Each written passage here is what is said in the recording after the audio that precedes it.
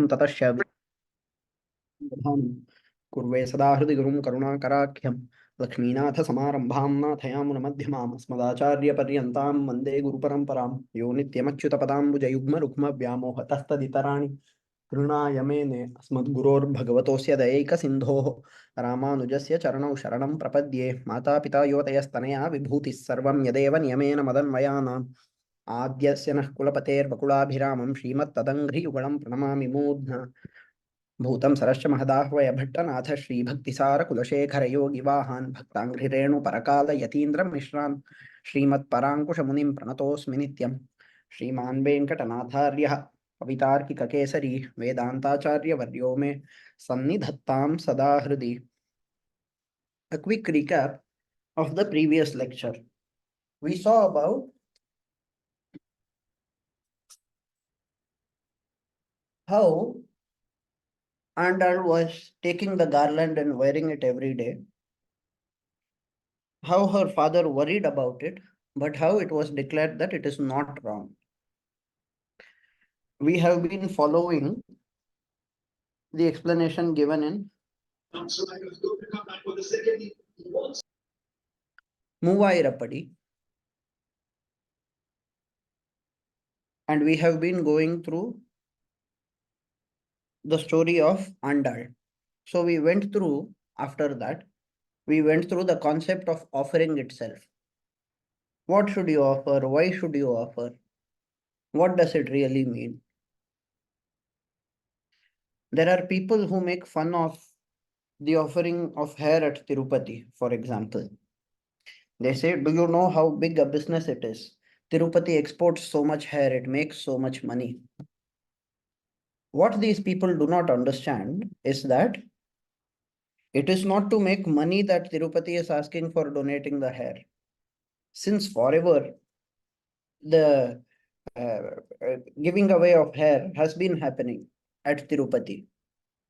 Since days when people did not know how to use human hair to make wigs, since there was since times when there were no international exports of the scale that is happening today.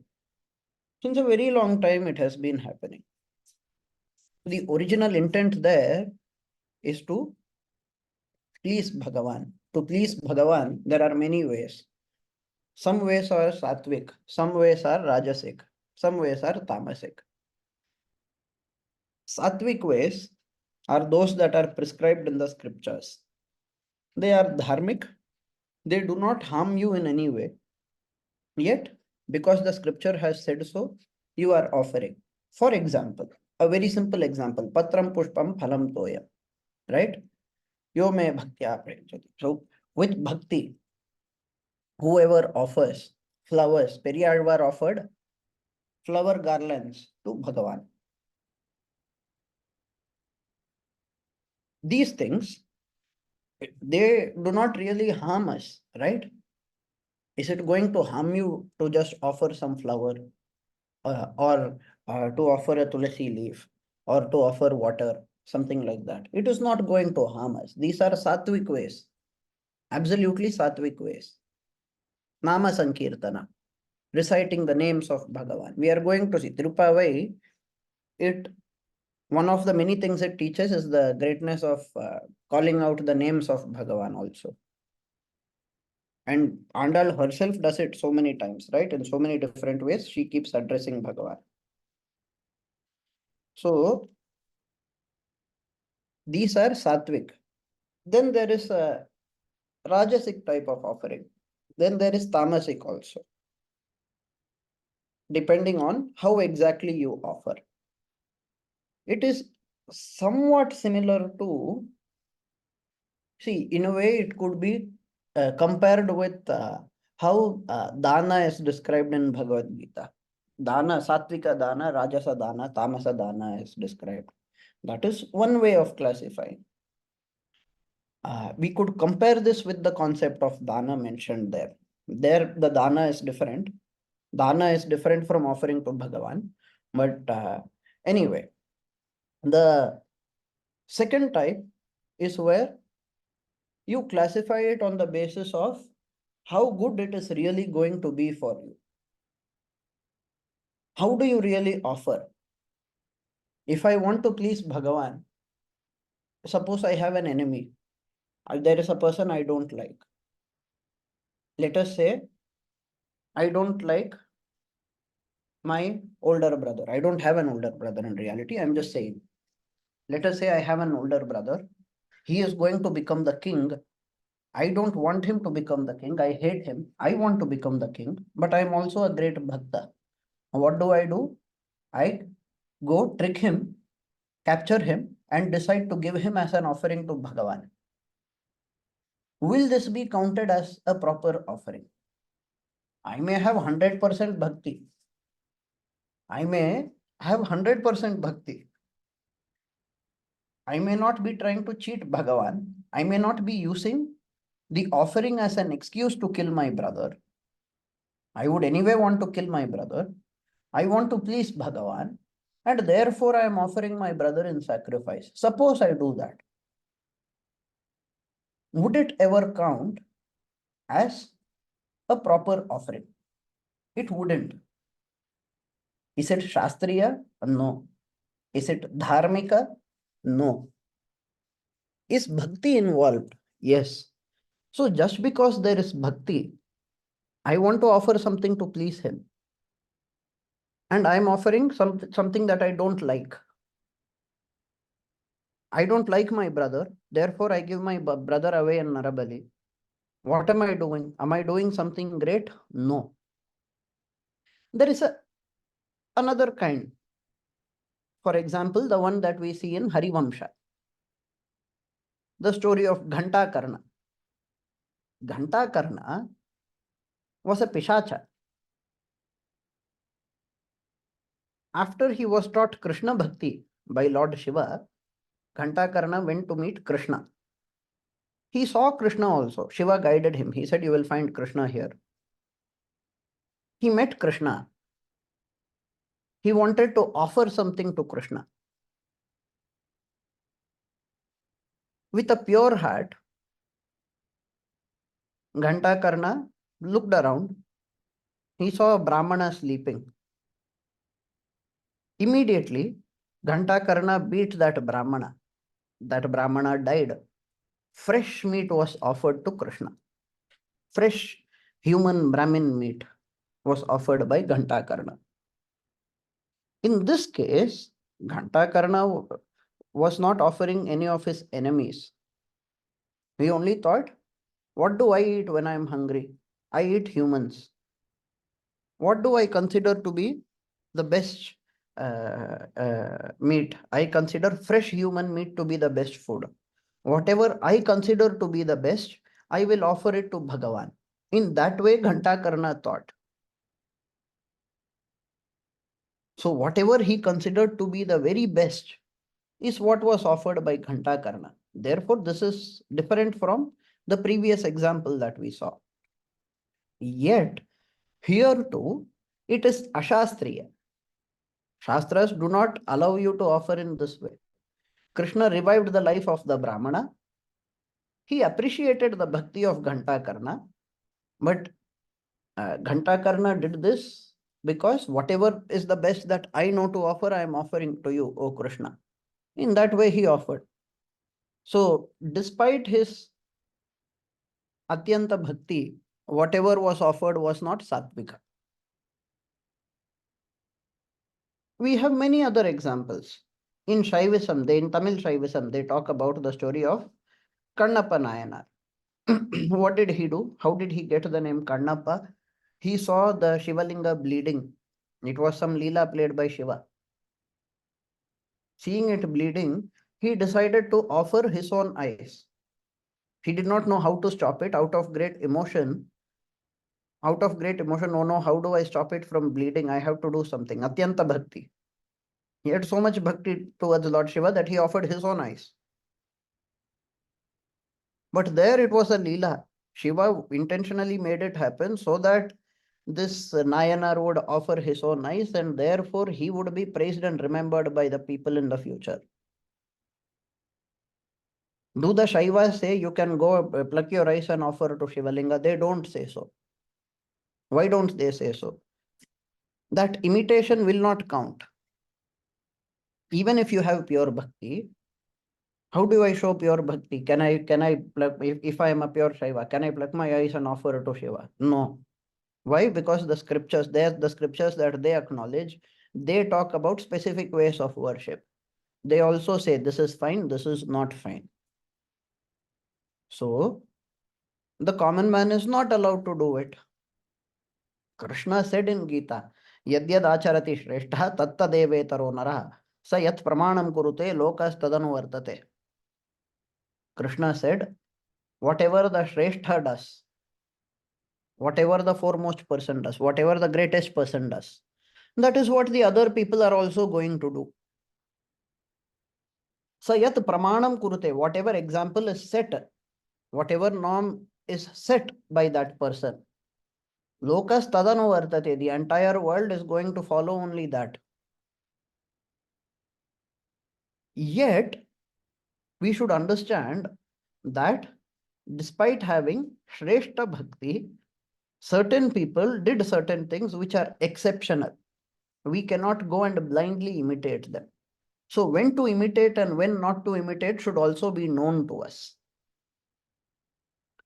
Therefore, let us remember Manusmriti. Manu said, Vedokhilo dharma moolam smriti shile cha tadvidam acharashchaiva sadhunam atmanas tushtirevacha. We may have discussed this shloka multiple times in the past. But what did we say? Vedokhilo dharma moolam. The entirety of the Veda is the root source of dharma. Smriti shile cha tadvidam. The teachings of the Smriti Shilas, the great sages who were there before, which are available. The teachings of those sages are available with us in the form of Smritis. Acharashchaiva sadhunam. The practice, the way of life of sadhus, great saints. Atmanas tushtirevacha. Asking your own self-conscience, asking your own heart whether it is happy. Is this really the right thing or is this wrong? Asking your own conscience. 4 ways are told as the sources of dharma in Manusmriti. Here, what was the third one? Acharashchaiva sadhunam. Sadhunam acharaha. The acharana of, that is the acharana that is seen in the sadhus, the saintly people. Manu has said that this is a source of dharma, therefore I can also imitate them blindly, correct? No.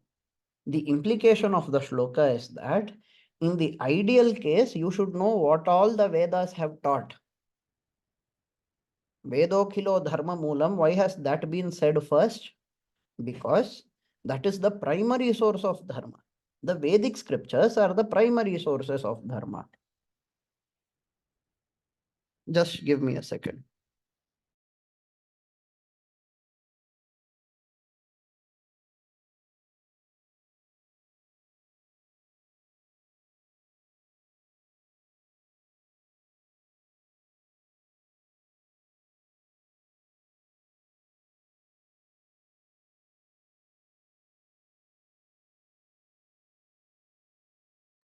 Sorry. So, what were we saying? Vedokhilo dharma moolam. That is said in the beginning. Why? Because the primary way, the fundamental way of learning what is dharma and what is adharma, what is the correct way, what is the incorrect way, even in the context of what is the correct way to offer something to Bhagavan and what is the incorrect way. The primary source is the Veda. Then whatever we call as Upabrahmana, the Itihasa Puranas, they are also going to explain the same thing. It is when you know neither of these that you are forced to go to the acharana of the sadhus. So when you do not know what the scriptures have taught, a person who does not know the scriptures, that person cannot be expected to offer in the best possible way. Such a person might be able to offer in some other way and still not incur apachara. Ghantakarna literally committed Brahmahatya. Yet Krishna revived the life of the Brahmana and accepted the bhakti of Ghantakarna. Why? Because he had Atyanta Bhakti, plus he did not know what is right and what is wrong, plus whatever he offered was what he considered to be the very best. So he did not know the scriptures. Therefore, he did not know that it is wrong to kill a Brahmana. It is wrong to give Narabali. He did not know that. Not knowing, he performed it. But whatever he performed was done with a very pure heart, and therefore Bhagavan accepted it. On the other hand, even if you know everything, even if you know every single thing, even if you are a master of the Vedas, if you do not have the bhava, the offering will not work.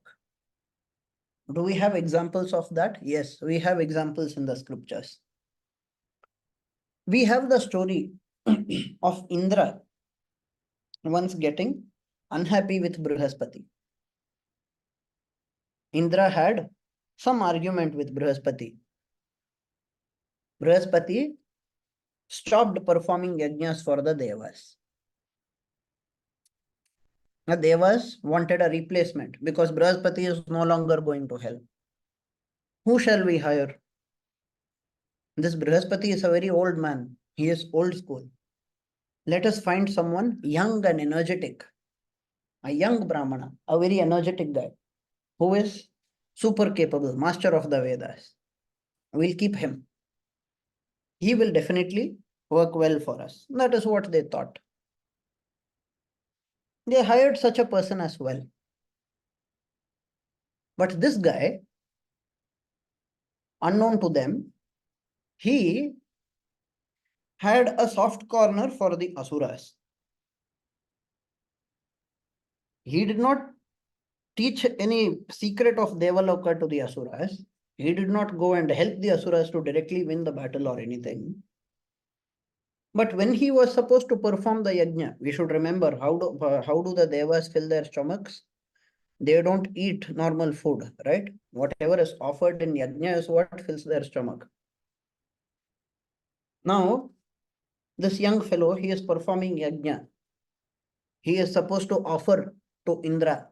He is supposed to offer to Agni. He is supposed to offer to Vayu. He is supposed to offer to all the Devas.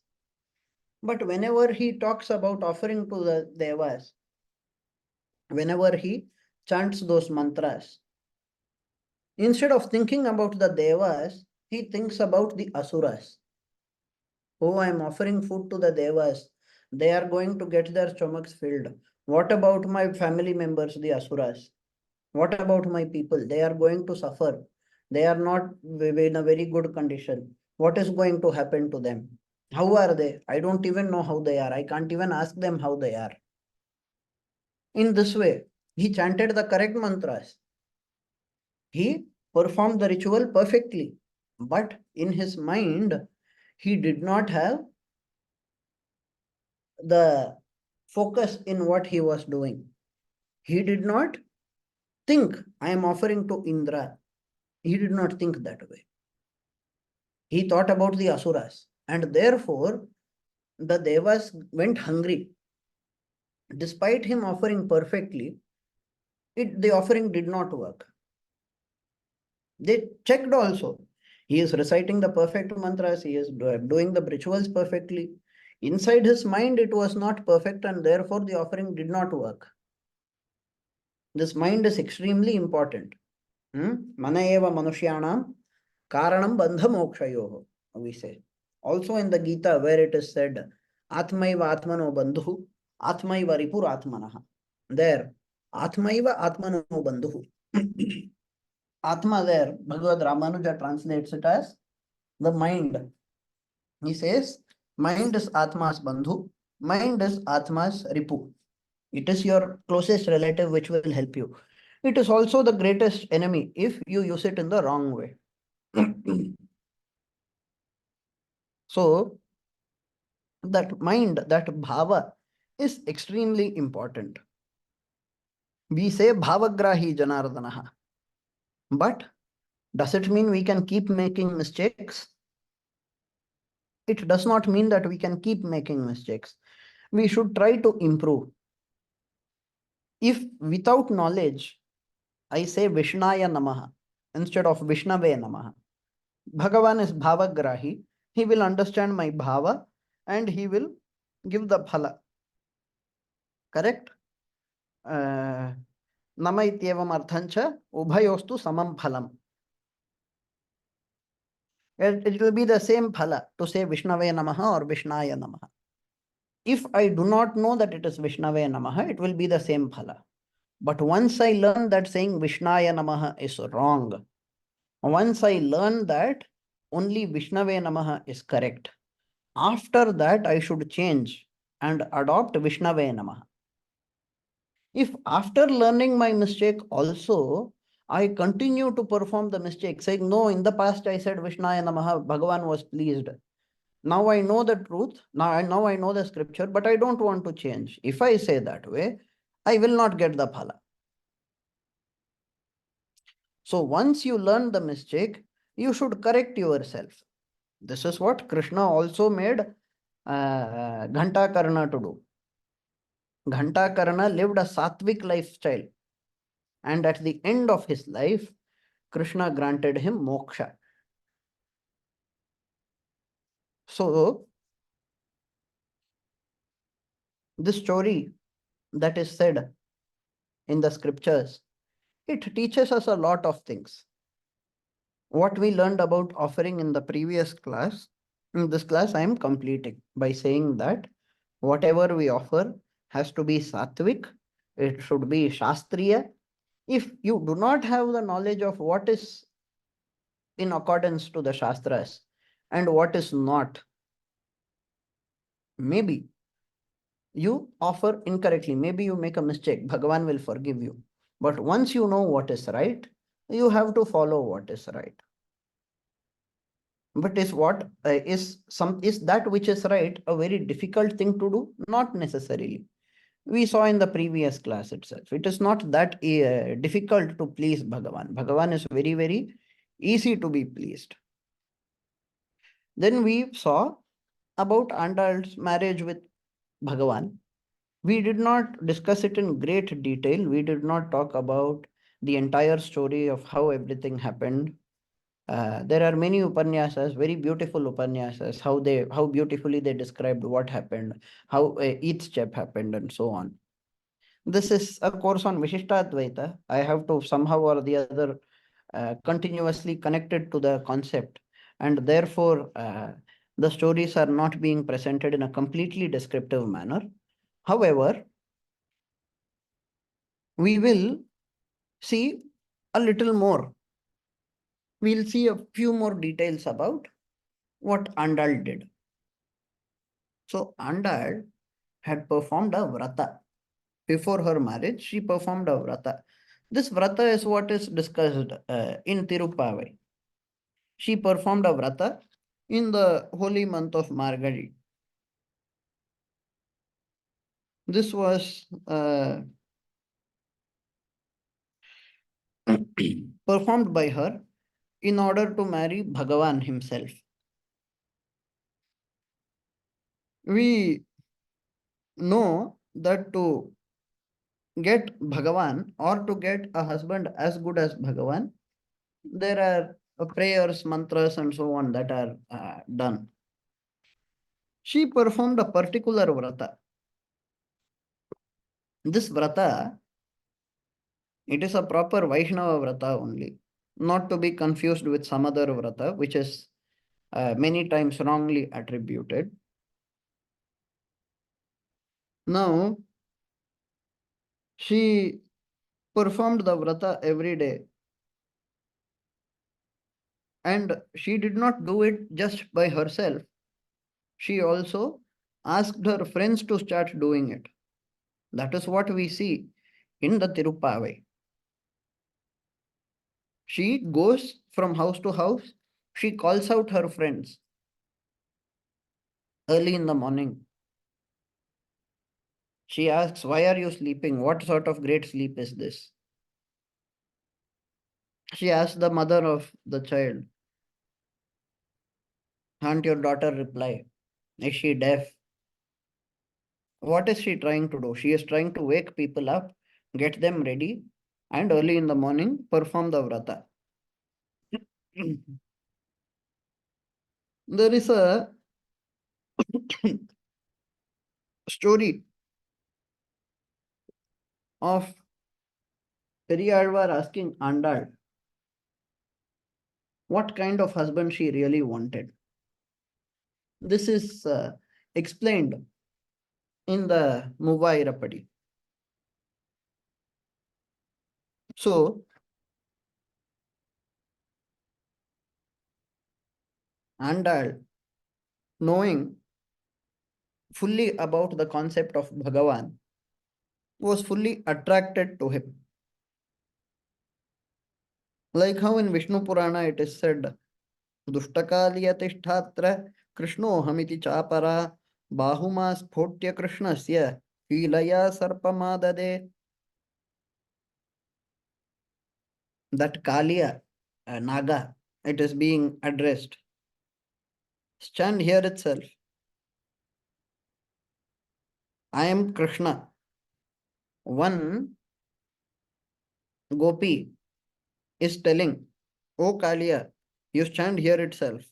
I am Krishna," she says. And then she pats on her own shoulders and imagining to be Krishna dancing on Kaliya, she raises her hand to make it resemble a snake. What is she doing? Is she really talking to the serpent? No. She is imitating that incident. Is she declaring herself to be Bhagavan? No. She is only imagining it out of bhakti. So when she says Krishnoham, she does not imply that she herself is absolutely the same Krishna. She is saying it out of bhakti. This can be seen in Vishnu Purana. It is there in Vishnu Purana, fifth chapter. In this manner, thinking about Krishna all the time, thinking about what all he has done. That is what Andal was doing. We can see that in Tirupavai. So many of his Leelas are described one after another. So many Krishna Leelas are discussed there.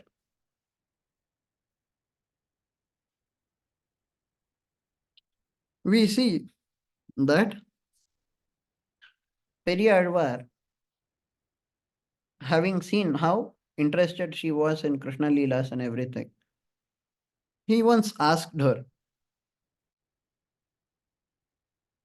"Who do you want to get married to? Who do you want to get married to?" The father asked his daughter. At that time, his daughter answered. The answer given by her is represented by one of the verses of Nachiyar Tirumuri, the fifth verse of Nachiyar Tirumuri, composed by her.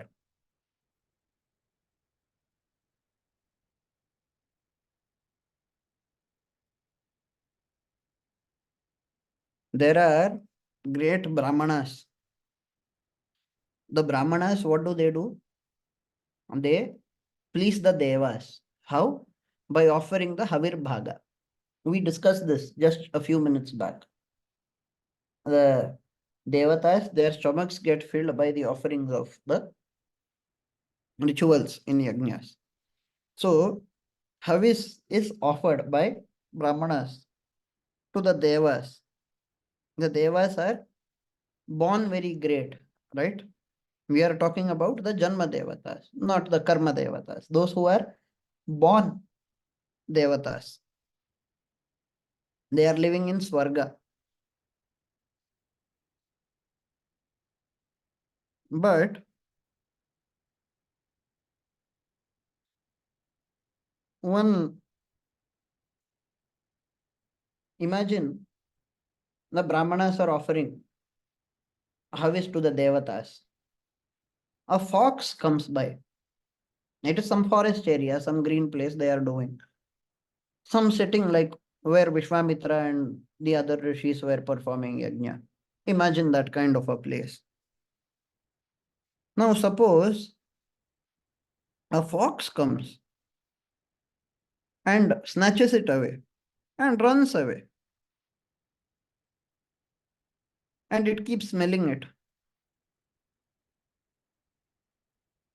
What really happens? Hmm?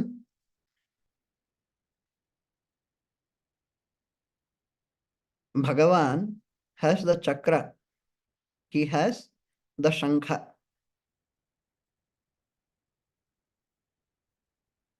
That person, that great Bhagavan, who is identified by shankha and chakra, when he is there, when the entire life of mine is supposed to be offered to him, can it be imagined that some ordinary person will snatch my life away and experience it? So, in the same way, as how the offering of Brahmanas, which is meant for the Devatas, how horrible it would be if an animal were to snatch it away. That is how horrible it would be if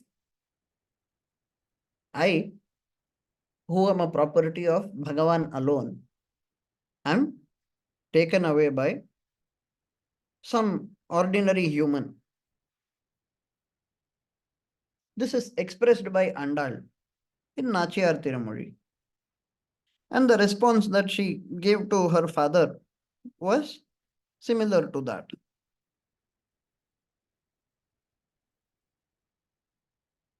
So, if you see the 10th verse of Nachiyar Tirumozhi, there again she praises Bhagavan and she says that it is my desire to marry only Bhagavan, that great Bhagavan who uh, is responsible for the death of great asuras, that Bhagavan who was there in front of Kamsa,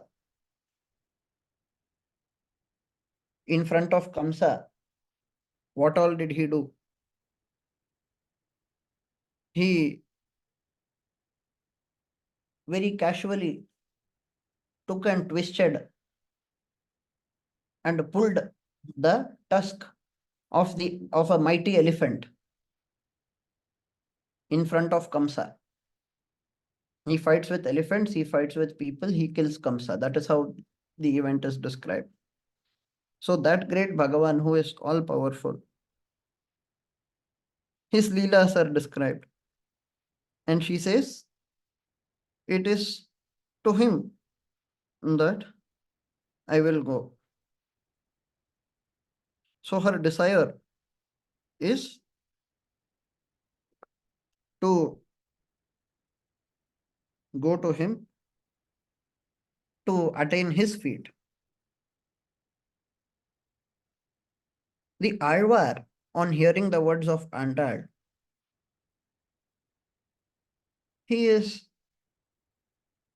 said to have asked. She did not describe Bhagavan completely, but Alvar obviously understood what she is saying. Ulvai pilanda Manivannanukku ennai vagutidum. If that is what she says, he will obviously understand that she wants to go to Bhagavan. But the Alvar is asking her, Navan Evuran, which city does he belong to? Where can I go and find him? And she responds to that. Avan Urellam Sollu. All the cities talk about him. He is the greatest person celebrated in every single city, everywhere in the city.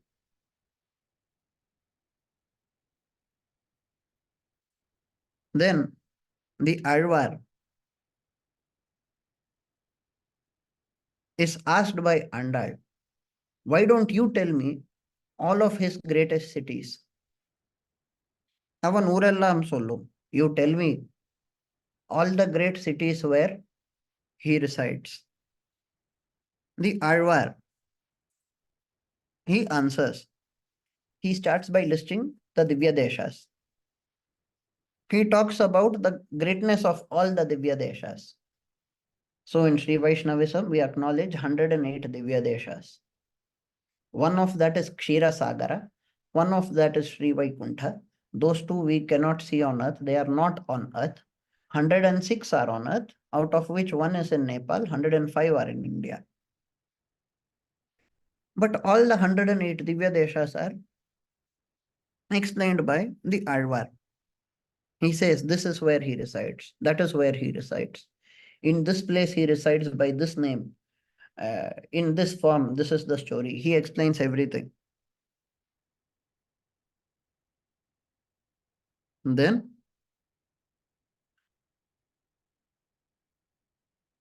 on hearing the greatness of Sri Ranga Kshetra,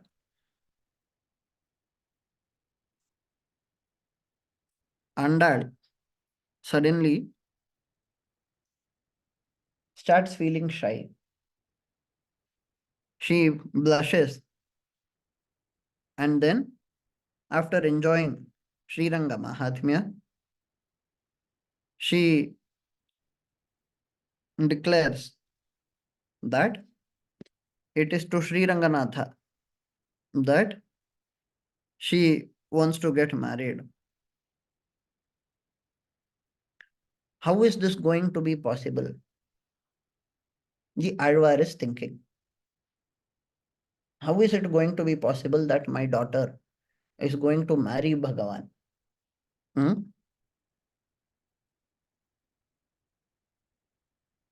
That night, Bhagavan came in the dream of the Alvar and he said, bring your daughter. The Alvar also, getting very happy, he took Andal and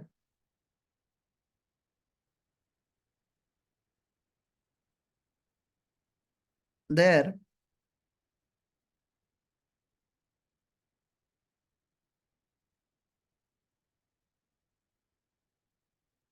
he gets to know, Periyalvar gets to know that uh,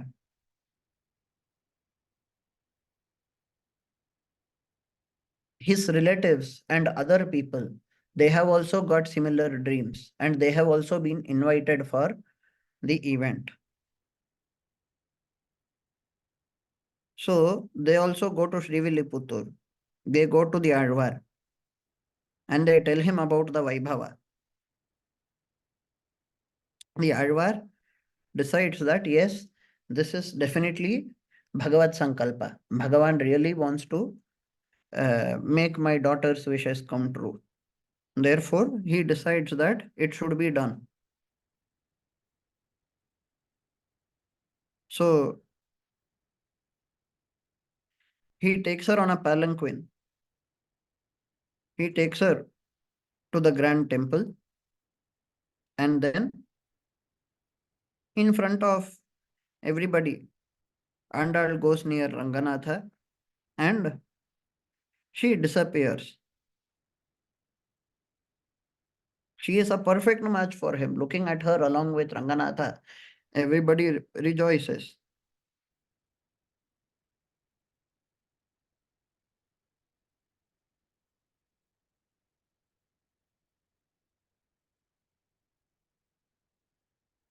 Then the Alvar is asked by Bhagavan to return to Srivilliputtur.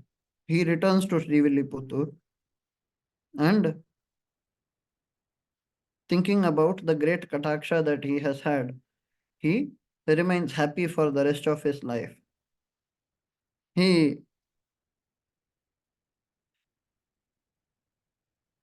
performs Kainkarya to Bhagavan and eventually his life also comes to an end. This is the story of how Andal Nachiyar explained to her father that she wants to marry Bhagavan. Where will I find him? Asked the Alvar.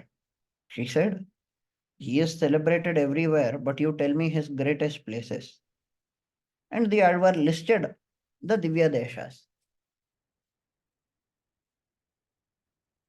We say that Divya Deshas are the places where the Alvars have sung the glories of Bhagavan. We have not yet seen the stories of all the Alvars, right? We saw Periyalvar, we saw Andal, but there are supposed to be certain Alvars that we haven't seen yet, correct? Who haven't we seen? We haven't seen Tondaradipudi Alvar. We haven't seen Tirumangai Alvar. Now, Tondaradipudi Alvar, Tirumangai Alvar, these Alvars have not yet taken birth, right? Have we seen Tirupan Alvar? We have not seen their story. How are we going to uh, think? How are we going to understand about the fact that Periyalvar listed the Divya Deshas to Andal when Periyalvar was born in early Kali Yuga? Periyalvar was born in the first century of Kali Yuga. If you see Tirupanalvar, for example, he was born in the 4th century of Kali Yuga. So, some hundreds of years before some other Alvars came also, how would he know that this is what gives the Mahatmya to these temples? Here, we should understand the greatness of Divya Deshas. The greatness of Divya Deshas is not just that Alvars sang the glories of the temples. Maybe if you go to Wikipedia, it will say Divya Deshas are temples where Alvars sang the praises of Bhagavan. But no, Divya Deshas are temples that are praised in the scriptures. Divya Deshas are temples that have great stories behind them, that have great Sthala Puranas behind them. They have scriptural significance, they have very divine significance, as opposed to other temples that are constructed. So even before the Alvars went and sang the glories of Bhagavan in those temples were very, very divine. It is because of the divinity of the temples, it is because they were Divya Deshas, that the Alvars actually went there and sang the songs. So the greatness of the Divya Desha is not something that came because the Alvars sang. Yes, the Alvars sang, that is a very great thing. But they were Divya Deshas, that is why the Alvars went and sang the glories of Bhagavan there. We have to understand that. We can very well say that the Divya Desha also got glory because the Alvars sang. We can say even Bhagavan got glory because the Alvars sang. But these would be poetic ways of saying it. In reality, those kshetras were already having great divinity. That is why the Alvars went and sang. So, if in the commentary the Acharya is saying that all the Divya Deshas were listed and explained by the Alvar, how is it possible for him to say all of that? It is possible because all of them are great. All of them have scriptural significance. They are already known. That is what matters.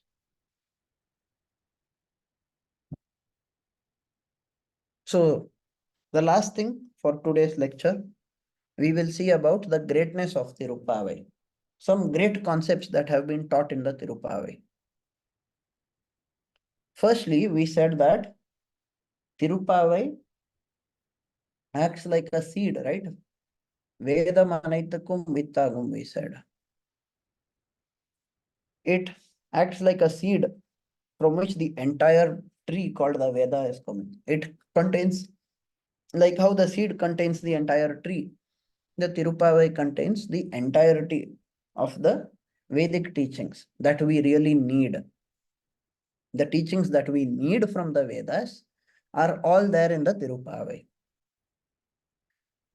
The teachings that we need in the Vedas, where do we find them in the Vedas? We find them in the Upanishads. Vedas are great all over. Everywhere the Veda is useful.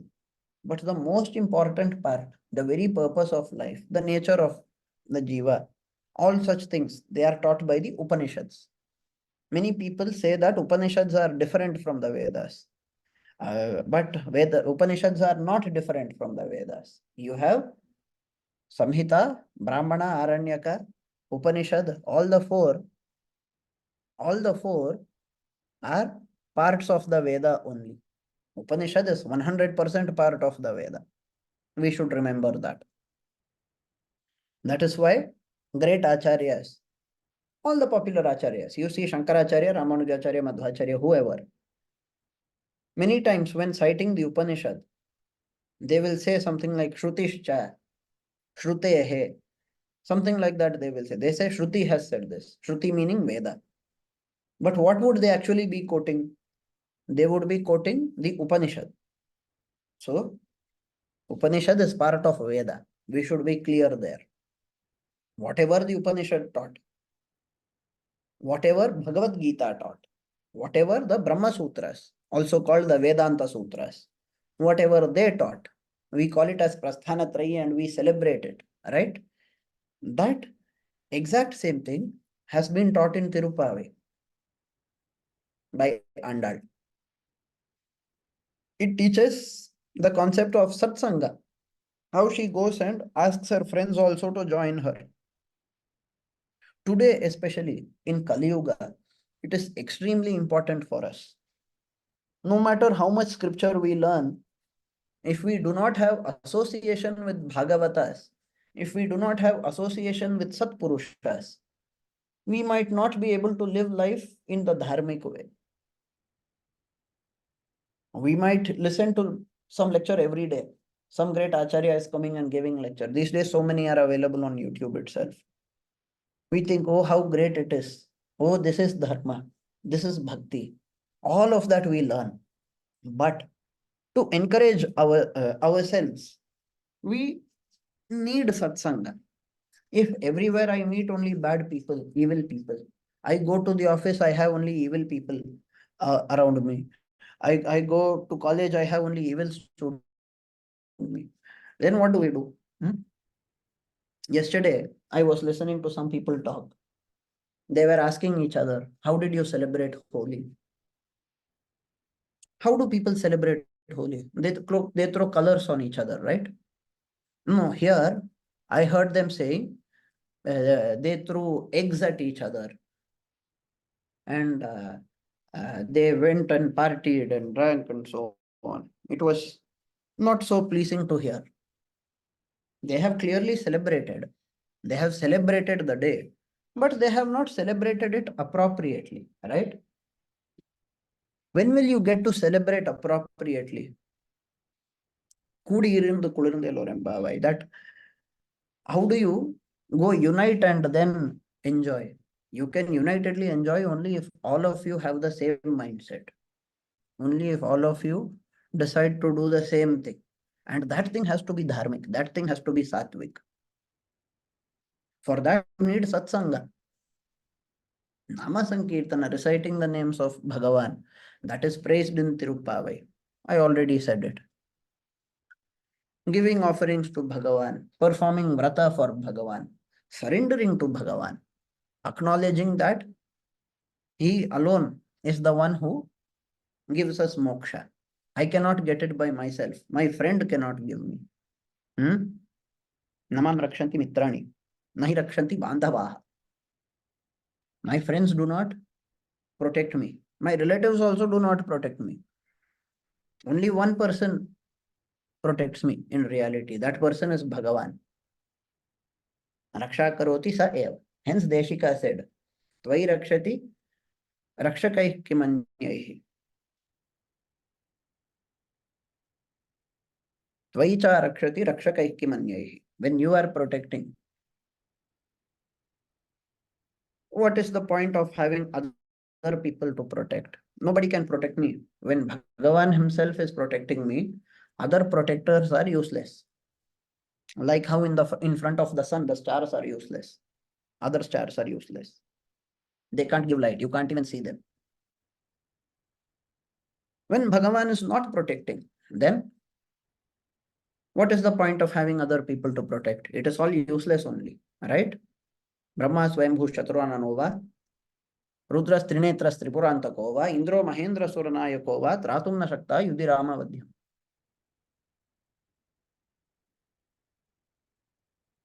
Raksha Kutasyat Tvai Jata Roshe, asks Deshika. Where is protection if you decide to punish? Be it Brahma, be it Shiva, be it Indra, nobody was capable of saving Ravana. Correct? When Rama decides to kill somebody, Rama is the embodiment of Dharma. Ramo Vigrahavan Dharma. When he decides that there is an enemy who has to be killed, it means the enemy is adharmic. Such an adharmic person will never ever get any protection otherwise. So he is the only hope. He is the only place. Narayanane namakke paraitaruvan. Narayanane, he alone will give. Right? He is the nimitta karana. He is the upadana karana. He alone gives. He is the destination. He is also the path towards him. All of that. Whatever we learned under Artha Panchaka, if you remember, what is the nature of the jiva? What is the nature of Bhagavan? What is the uh, uh, path? What is the blocking? All of that we saw. Right? All of that is taught in Tirupavai. What we say as Tattvatraya in Vishishtadvaitha, the nature of Chit, Achit, and Ishvara, that is taught. The greatness of Advars I have written. I should have written it as greatness of Acharyas. Tirupavai is acknowledged as an Ajnapadesha as well. The primary interpretation makes us to see it as a praise of Bhagavan. But it is also possible to interpret Tirupavai in such a way that it talks about the greatness of the Acharyas. Of course, Alvars, Acharyas, all of them showed us the right path. I should have written Acharyas there. Bhagavata Kainkaryam is also taught in Tirupavai. How easy it is to attain Bhagavan is also taught by Tirupavai. How he is always easy to attain for the devotees and how he is very difficult for the other people. That is taught in Tirupavai. The structure of Tirupavai itself is full of, you can see that it starts in an auspicious note. It has auspiciousness in between.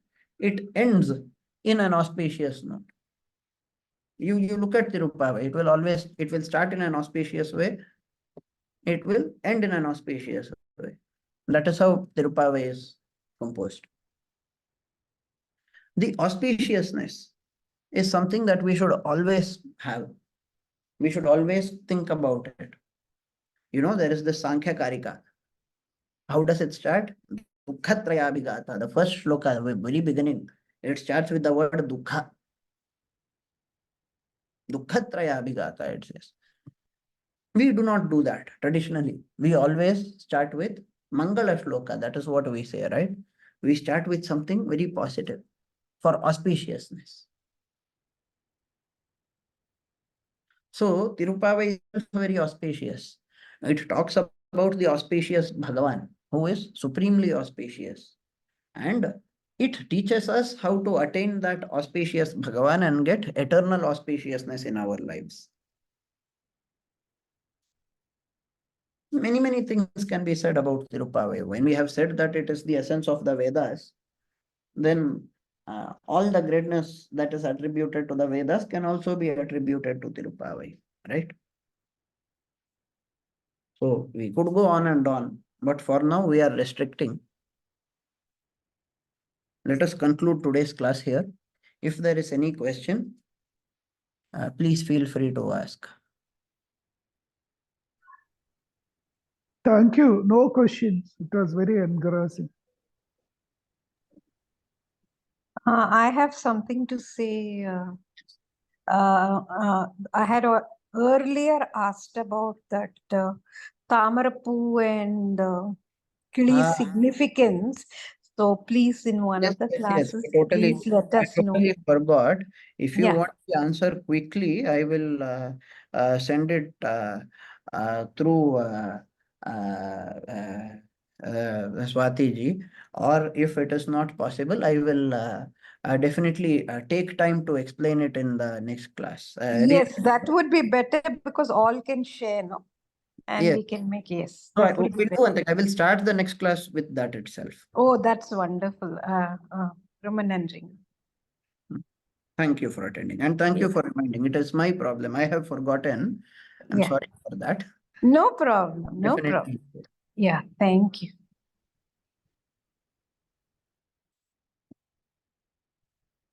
श्रीवत्सं शकोशोऽग्निकुप्तभस्य श्रीवासराघवगुरोस्तमेन ततश्च विद्यावाप्ययोगोत्तमतां दधानं कुवे सदा हन्दितं करुणाकराख्यम्